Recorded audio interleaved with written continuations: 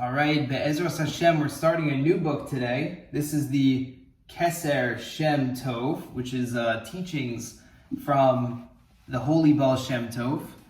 And I don't believe he wrote them all down himself. I think he said it to some of his students. They wrote things down. Perhaps he did write some down himself, but God willing, we'll find out. So today we're going to start with Gimel, which is on page 41 in this beautiful book. You can get it online, very easy, it's not so expensive. And let's see what he has to say. I've been reading a few of these so far, and they're very short, but extremely deep. And so, let's see how we go. Me'abesht, Be'er halavai osi azvu v'sorasi shamaru. So the Baal Shem Tov is going to give two explanations for this pasuk that says, Halavai oti azvu v'torati. Woe is to me that you forsake me, but not my Torah.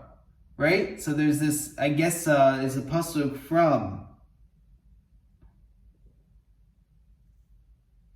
Yirmiyah, where Hashem is basically saying, keep my Torah, even if you're going to forsake me. You know, it's at least good to keep my Torah. Okay, hard statement to understand, but let's see what the Baal Shem Tov has to say. Perush, Beir al pi halatza, ki ganva amachtarta rachmana karya, v'zeh she'amra levai osi azvu shelo likro osi v'lo yignov, v'az torasi shamaru v'kolomar. So we have an interesting case in Gemara Brachos, right? Where we have a question of a thief going to steal from someone, and he's praying to Hashem, help me be successful in stealing from this person, right? That sounds like a warped thing, but it is possible. Let's say a person has belief in God, but the person also believes that they can steal.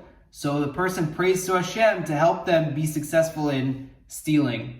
So this is one explanation where Hashem is basically saying, like, if you're going to forsake me, at least don't forsake my Torah. What does it say in the Torah? It says in the Torah, do not steal, right? Better to be connected and observe the Torah and not feel like you have a connection with Hashem versus, oh, I feel like I'm connected to Hashem and I'm praying to Hashem, but I'm not going to keep the Torah. So Hashem says, step one is keep my Torah. And he's going to expand further on this, but that is explanation one. Od Beir, another explanation. Ki tachlis hayediya shelo neda. He says that the purpose of knowledge is to realize you really don't understand anything. Amnam. Yesh bet suge shelo neda. There's two explanations of not knowing. Aleph. Miyad she'eno nichnas lachkor v'leda me'achar di efshar leda. On the first way of not knowing is a person says at the beginning, I really don't know anything, but I'm going to do my best in order to understand Hashem a little bit more. But I'm going to start. I'm going to try, right? I'm going to search, and I hope to know a little bit more later. Bet. Shechoker v'dorish ad sheyeda she efshar leda. A person says, I'm only going to start learning and pursuing knowledge until I have a deeper understanding first, and then I'll search, right? So, in other words, he never really searches because he knows he won't know.